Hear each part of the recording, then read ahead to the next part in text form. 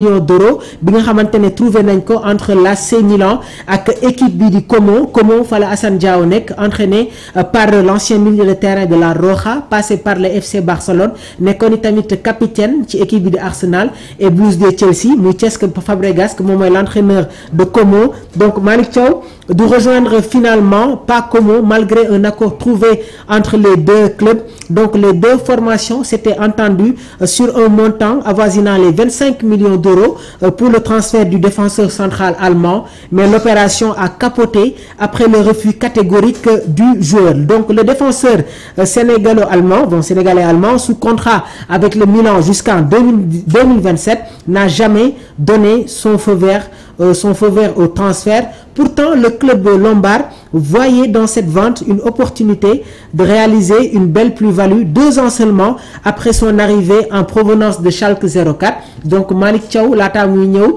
ci équipe bii di AC Milan Schalke 04 la nekkoon. Schalke 04 amoon na tamit ay anciens sénégalais yi nga xamante ne jaaroon nañ fa. Déjà vous vous rappelez des frères Sané. Le projet de Como, aussi ambitieux soit-il, n'a pas séduit Malick Thiaw. Le dossier avait avancé ces derniers jours au point que certaines sources annonçaient une finalisation imminente. Como ñoom tamit jot nañu officialiser l'arrivée de Alvaro Morata nekki tamit ancien attaquant ci équipe bi di Galatasaray gannaaw ba mu jaaree tamit dans des clubs comme la Juventus de Turin, le Real de Madrid, de Chelsea. Donc il devient un nouveau joueur des Blues de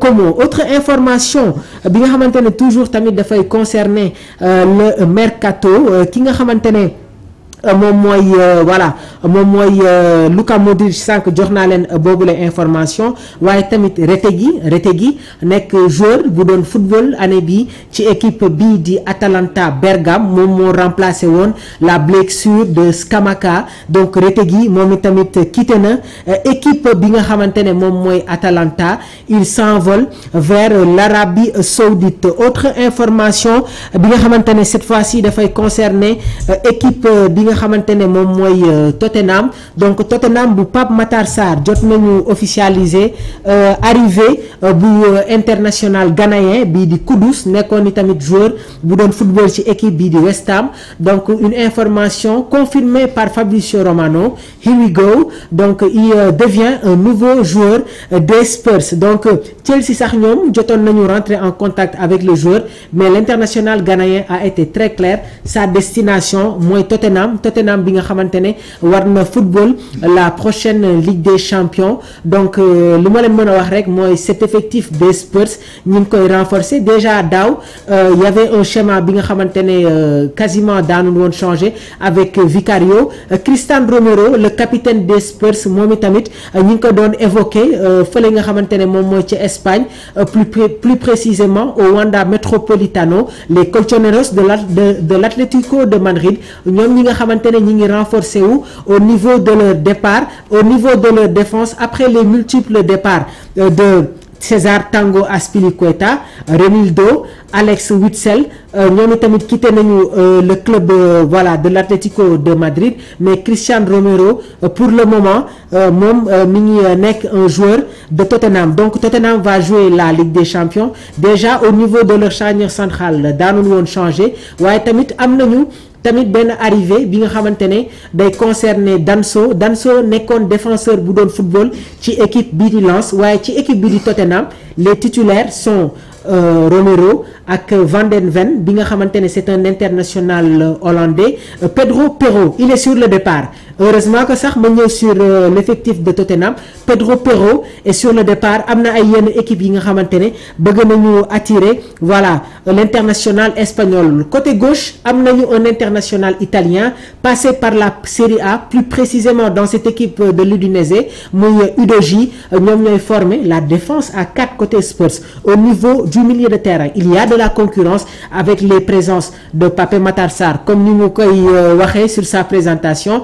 Bentancur, James Maddison, Kulusevski. En attaque, il y a de l'explosivité, il y aura des départs. Déjà, le capitaine des Spurs, Hutchinson, il est sur le départ. Il y a une proposition de contrat concernant le renouvellement, mais il y a des discussions. Même en Japon, il va continuer son aventure avec Tottenham, bi nga xamantene day football la Ligue des Champions. Il y a le jeune Brennan Johnson, moom tamit nekk un jeune très talentueux, Dominique Solanke en provenance de Bournemouth, ak tamit Richarlison bi nga xamantene dañ ko relégué comme deuxième plan gannaaw ba mu amee woon ay blessures, mais dans la saison à venir, si il est régulier, il y aura pas de doute, c'est lui qui va être le titulaire indiscutable au sein de cette équipe des Spurs. Concernant tamit autre transfert bi concerne Marcus Rashford bi nga xamantene dañ ko abaloon ci équipe bi di Aston Villa dans cette deuxième partie de la saison, ci équipe bi nga xamantene Manchester moo ko abal Aston Villa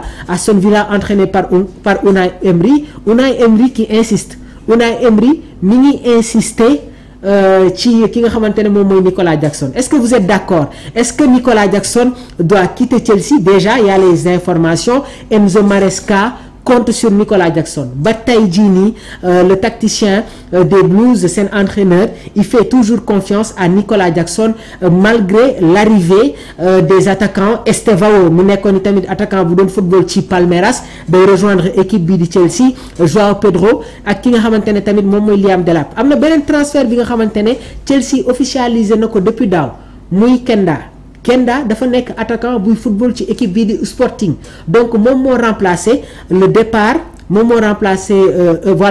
départ de Marcus Edwards. Marcus Edwards moom excentré la, moom moo doon sol le numéro 10 du Sporting, waaye année bii nii 2024-2025 bi dans cette saison il avait été prêté par son club ci équipe bii di Burnley dinañu ñëw la saison bii di ñëw en Premier League. Donc Kenda moom tamit c'est un joueur des Blues, waaye Chelsea daf ko aal ba tey équipe bi nga xamantene moom mooy Sporting. Alors on va venir sur cette information bi nga xamantene tamit dafay concerner day concerner Marcus Rashford. Avant ñu ñëw sur les échos de la tanière, l'équipe nationale du Sénégal, dinañ ci wax la liste qui est en préparation, yan joueurs ñoom ñoo ñëwaat intégrer le collectif des Lions. On attend vos réactions, donc dinañ ko jël en direct. Donc je vous le disais, Marcus Rashford jot na poser des conditions concernant tamit transfert bi